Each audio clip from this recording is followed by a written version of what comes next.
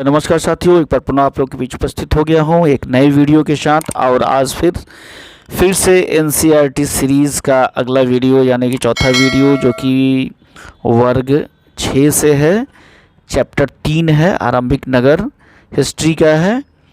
मित्रों, तैयारी आप किसी चीज़ का कर रहे हो, चाहे आप बीपीएससी की तैयारी कर रहे हो, बिहार एसआई की तैयारी कर रहे हो, बीएसएससी की तैयारी कर रहे हो, या अन्य केंद्रीय सेवाओं की तैयारी कर रहे हो, किसी चीज़ की तैयारी कर रहे हो, जीएस के लिए आपको एनसीईआरटी के कोई विकल्प नहीं है। आपको एनसीईआरटी पढ़ना ही पढ़ना है। एनसीईआरटी के पढ़े बिना आपका काम चलने वाला नहीं है। तो एनसीईआरटी को बिल्कुल आसान भाषा में समझने के लिए हम लोगों ने मेरा चैनल ने शुरू किया है कि 6, 7 और 8 तीनों ही कक्षाओं के हिस्ट्री और ज्योग्राफी को लेकर के चल रहे हैं हम लोग। और फिर इसके बाद हम लोग 9 और 10 को हिस्ट्री, ज्योग्राफी, पॉलिटिकल साइंस के साथ साथ साइंस को भी लेके चलेंगे। तो इस प्रकार से हम लोग एनसीईआरटी का एक कंप्लीट पैकेज आपको मिलने वाला है।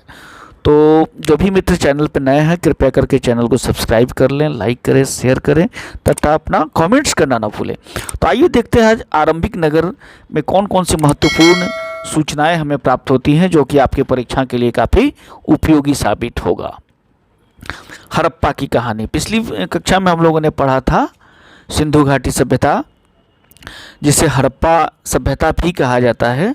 सिंधु घाटी सभ्यता का जो सबसे प्रमुख नगर है वो है हड़प्पा है, इसलिए इसे हड़प्पा सभ्यता भी कहा जाता है। हड़प्पा जो है वो रावी नदी के किनारे बसा है। पाठ शुरू करने से पहले हम लोग समझ लें।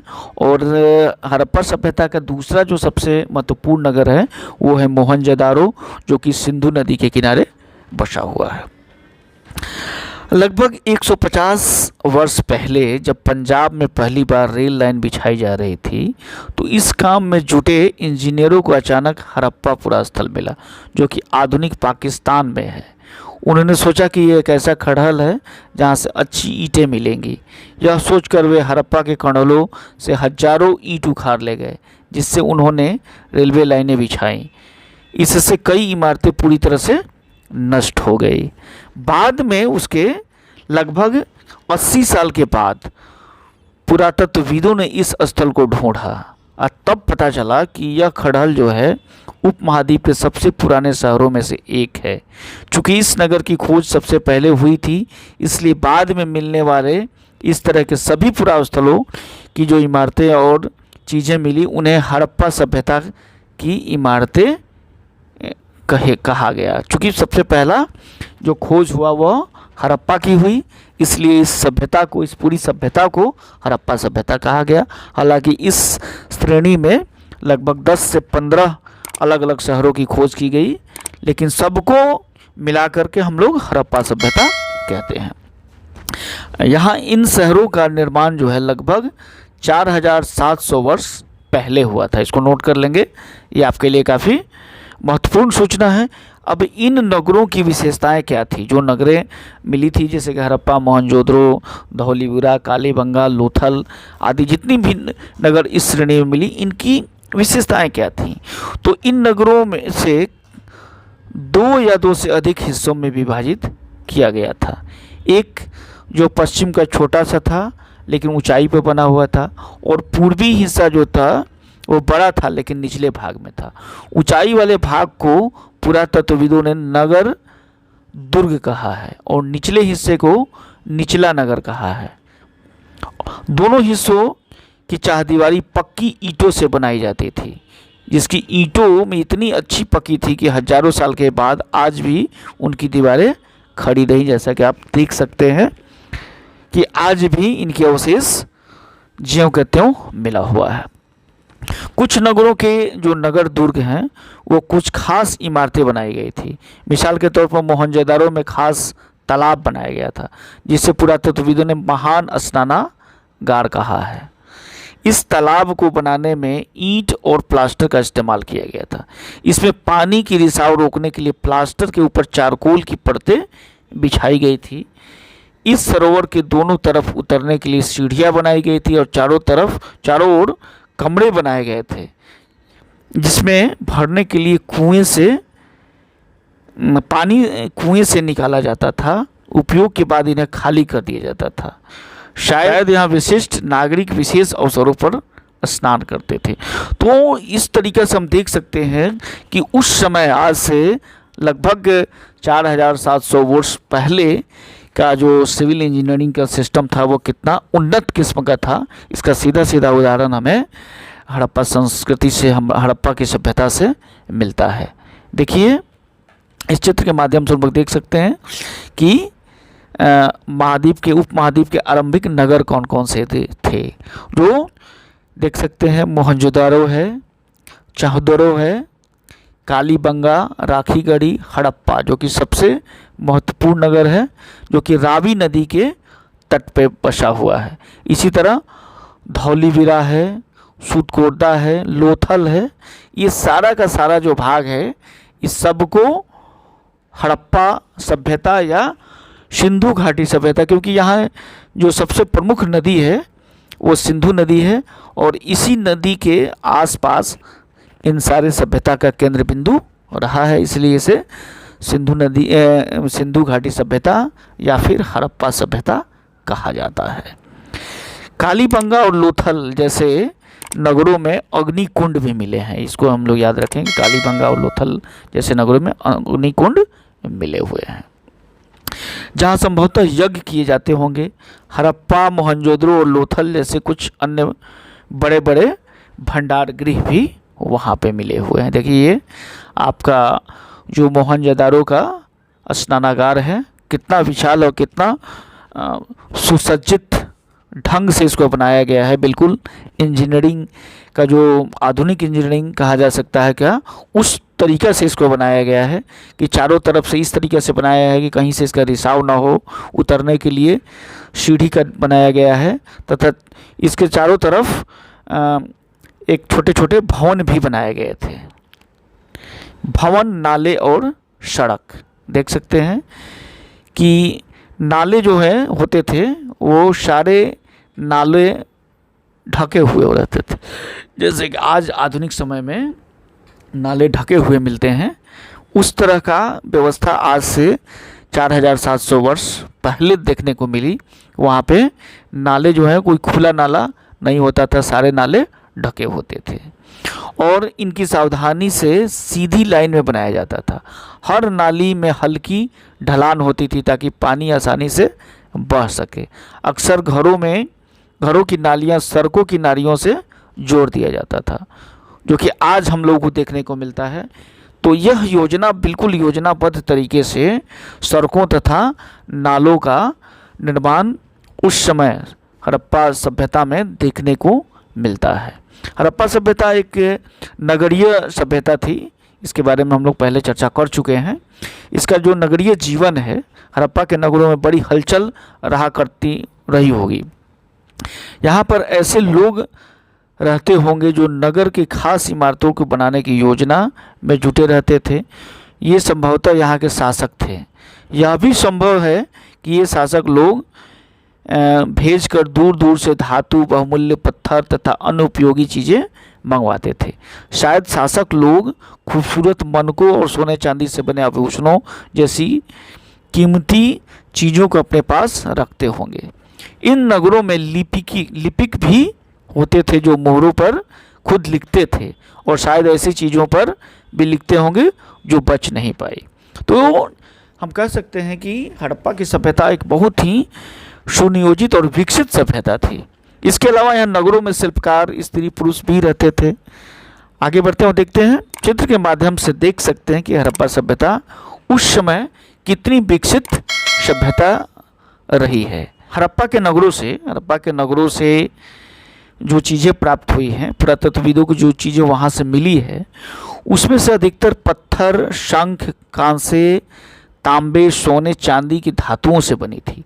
तांबे और कांसे के औजार, हथियार, गहने, बर्तन बनाए जाते थे। सोने और चांदी के गहने और बर्तन भी बनाए जाते थे। यहाँ सबसे आकर्षक वस्तुओं में मनके और बाट और फलक भी हैं। यहाँ पे हड़प्पा सभ्यता के लोग पत्थर की मोहरें बनाते थे। इन आयताकार मोहरों पर समांतर जानवरों के चित्र हुआ करते थे। हड़प्पा सभ्यता के लोग काले रंग के डिजाइन किए हुए खूबसूरत लाल मिट्टी के बर्तन बनाते थे। संभवतः 7000 साल पहले, यहाँ ये चीज़ बहुत ही इम्पोर्टेंट है, इसको आप लोग नोट कर लें कि संभवतः 7000 साल पहले मेहरगढ़ में कपास की खेती होती थी। मोहनजोदड़ो से कपड़ों के टुकड़े का अवशेष, चांदी के एक फूलदान के ढक्कन तथा कुछ अन्य तांबे की वस्तुओं से चिपके हुए मिले हुए हैं। पकी ईंट तथा फेंस से बनी हुई टकलियां सूत कताई का भी संकेत देती है। तो इस प्रकार हम कह सकते हैं कि जो हड़प्पा सभ्यता थी ये अपने समय से काफ़ी आगे की सभ्यता थी, और उस समय आज से 7000 साल पहले जब कपास की खेती का अवशेष मिलता है और वहाँ पे सूती कपड़े का अवशेष मिलता है, तो हम कह सकते हैं कि यह सभ्यता अपने समय से काफ़ी आगे विकसित सभ्यता थी। कच्चे माल की खोज। कच्चा माल उन पदार्थों को कहते थे जो प्राकृतिक रूप से मिलते थे या फिर किसान या पशुपालक उसका उत्पादन करते थे, जैसे लकड़ी या धातुओं के अयस्क, प्राकृतिक रूप से उपलब्ध कच्चे माल। फिर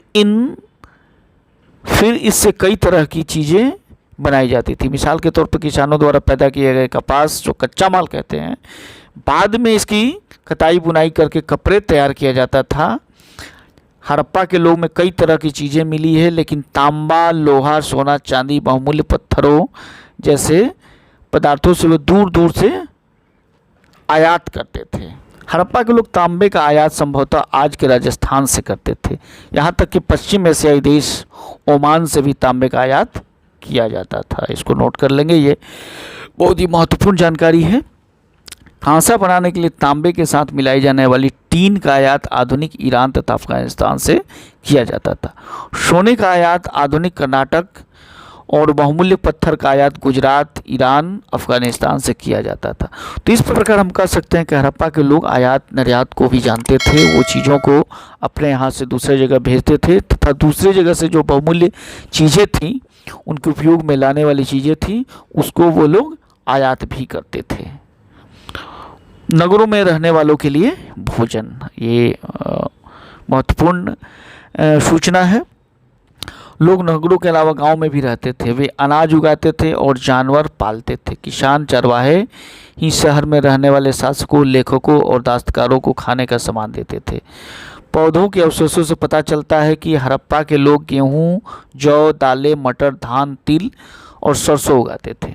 जमीन की जुताई और हल का प्रयोग नई बात थी। हड़प्पा काल के लोग हल तो नहीं बचा पाए हैं, लेकिन प्रायः लकड़ी से बनाए जाते थे, लेकिन हल के आकार के खिलौने मिले हैं। इस क्षेत्र में बारिश कम होती थी, इसलिए सिंचाई के लिए लोगों के लिए कुछ तरीके अपनाए गए होंगे। संभवतः पानी का संचय किया जाता होगा, ज़रूरत पड़ने पर उससे फसलों की सिंचाई की जाती होगी। हड़प्पा के लोग गाय, भैंस, भेड़, बकरियां आदि पालते थे। देखिए, ये एक तरह के हल की आकृति का एक खिलौना है, जिसे हम इससे यह पता चलता है कि इस तरह के हल से वे लोग भली भांति परिचित थे। तो इस प्रकार आप कह सकते हैं कि हड़प्पा की जो सभ्यता है वो काफ़ी विकसित सभ्यता थी, और हड़प्पा सभ्यता की एक बहुत ही महत्वपूर्ण सूचनाओं में है वहाँ की मुद्रा, मोहर तथा मुद्रांकन या मोहरबंदी। तो मोहरों का प्रयोग जो है वो सामान से भरे उन डिब्बों या थैलों को चिन्हित करने के लिए किया जाता होगा जो एक जगह से दूसरी जगह पर भेजा जाता था, मतलब आयात निर्यात करने के लिए। थैले को बंद करने के बाद उनके मुहानों पर गीली मिट्टी पोत कर उस पर मुहरें लगाई जाती थी। मुहर की छाप को ही मुहरबंदी कहते हैं। तो आधुनिक समय में जो लाह का मुहर का प्रयोग किया जाता था, उस समय मिट्टी का प्रयोग किया जाता था, लेकिन मुहर से भली भांति लोग परिचित थे हड़प्पा सभ्यता के लोग। सभ्यता का अंत कैसे हुआ, इस पर एनसीईआरटी का हम लोग राय देख लें। लगभग 3900 साल पहले एक बड़ा बदलाव देखने को मिला। अचानक लोगों ने नगर छोड़ दिया। लेखन, मुहर, बाँटों का प्रयोग बंद हो गया। दूर दूर से कच्चे माल का आयात काफ़ी कम हो गया। मोहनजोदारो में सड़कों पर कचरे के ढेर बनने लगे। जल निकासी की प्रणाली नष्ट हो गई और सड़कों पर झुग्गी नुमा घर बनने लगे। यह सब क्यों हुआ, कुछ पता नहीं चला। कुछ विद्वानों का मानना है कि नदियाँ सूख गई थी, अन्य का कहना है कि जंगलों का विनाश हो गया था। इसका कारण यह हो सकता है कि ईंटें पकाने के लिए ईंधन की ज़रूरत पड़ती थी। इसके अलावा मवेशियों के बड़े बड़े झुंडों से चारागाह और घास वाले मैदान समाप्त हो गए होंगे। कुछ इलाकों में बाढ़ आ गई, लेकिन इन कारणों से यह स्पष्ट नहीं होता कि सभी नगरों का अंत कैसे हो गया, क्योंकि बाढ़ और नदियों के सूखने का असर कुछ ही इलाकों में हुआ होगा। ऐसा लगता है कि शासकों का नियंत्रण समाप्त हो गया। जो भी हुआ हो, परिवर्तन के असर के बिल्कुल साफ दिखाई देता है। आधुनिक पाकिस्तान के सिंध और पंजाब की बस्तियां उजड़ गई थी।